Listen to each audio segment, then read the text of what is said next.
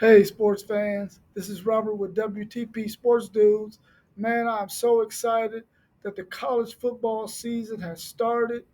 Florida State against Georgia Tech. That game is tied up at halftime at 14 to 14. Two great field goal kicks by Florida State to tie this game up right before halftime. It's great to see those two teams out there playing today.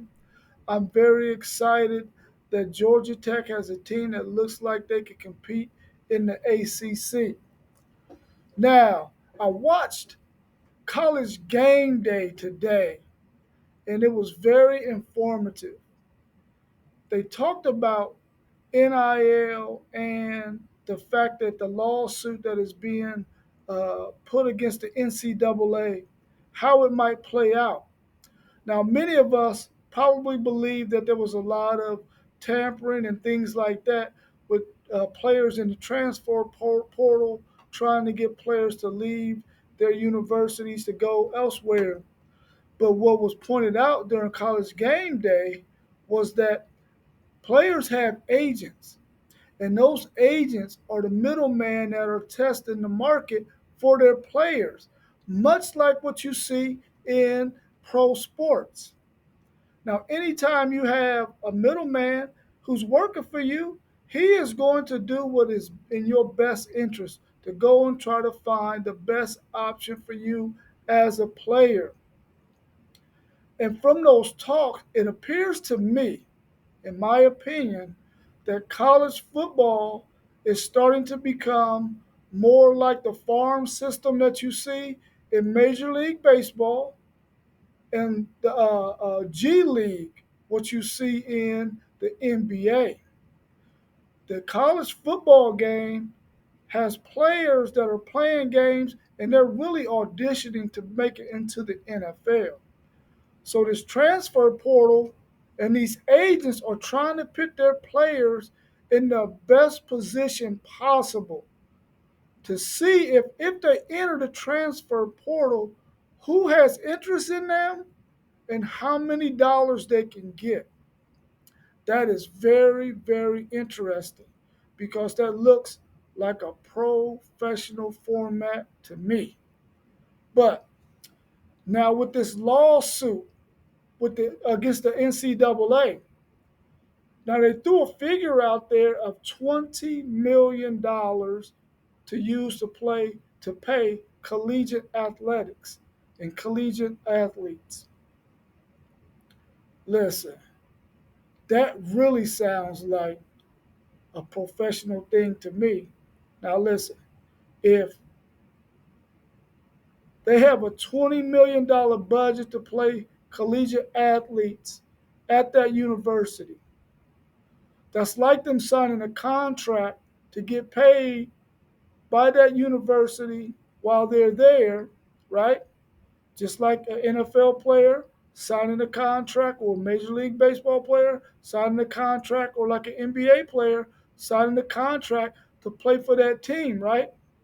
So out of that 20 million, this player is getting a cut of that money, much like it is in the collective bargaining agreement in all the other sports, right? So this university has X amount of dollars to work with, just like professional teams have X amount of dollars to work with. So they're signing these players, and their NIL deals become like professional athletes endorsement deals. That's looks like that's how it's going to play out in the end as they try to figure out how to make this thing work with the NCAA and these college athletics. So NIL will become um, what I said earlier. It becomes the person's endorsements, and then they'll also have a contract with the collegiate team that they play for. Sounds like a professional thing to me, even though they're still going to be called amateur athletes. So that was very interesting how they pointed that out on College Game Day today. If you had a chance to watch that, you got to see what I was talking about. I might have added a little bit more to it just based on what I think. they were saying behind the scenes because they don't have a lot of time to talk about the ins and outs to all of that.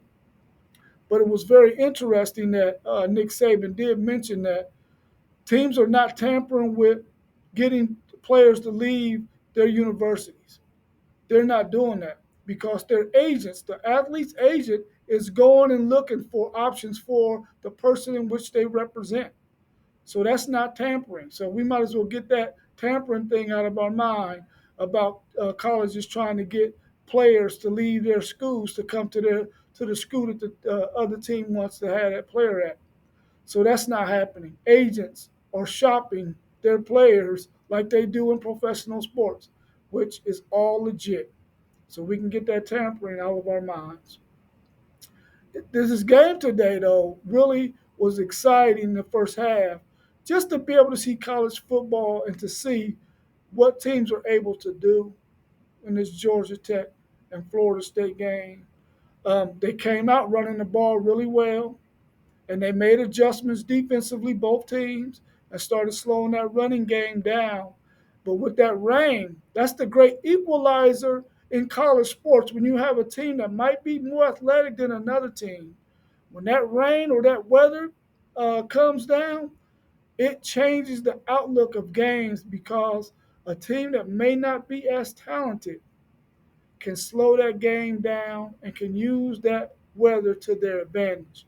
That's one of the reasons why I think the Big Ten is going to be so effective against those teams from the West Coast. Because when they come into the Midwest and have to deal with that kind of weather, it's going to have an impact on those games, much like it's having an impact on this game today. Because I'm quite sure anybody that's watching this game today between Georgia Tech and Florida State, no one ever thought it would be 14-14, especially when Georgia Tech was winning that game 14-11 until the Florida State kicker kicked that field goal as time expired in the first half.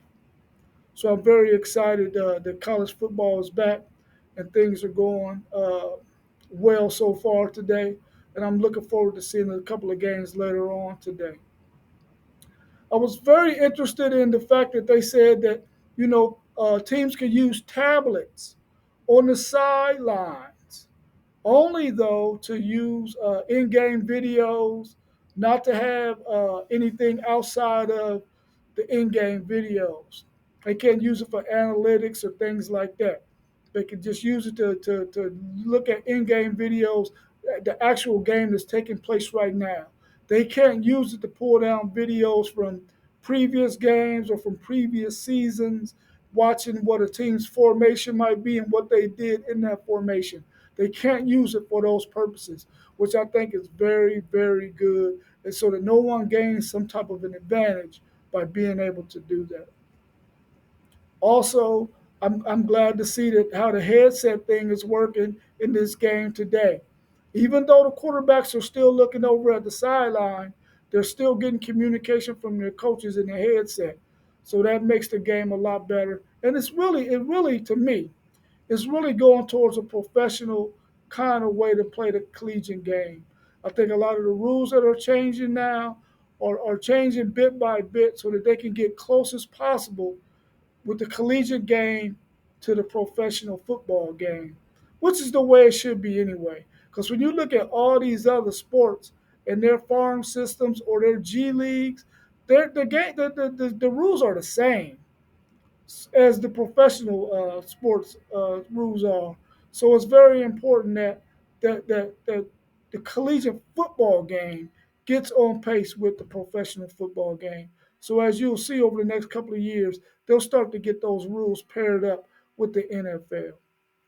So that's all I wanted to jump on real quick, just to talk about those few things about the collegiate game and the things we saw today in this Georgia Tech and Florida State game. So with no further delay, hook 'em!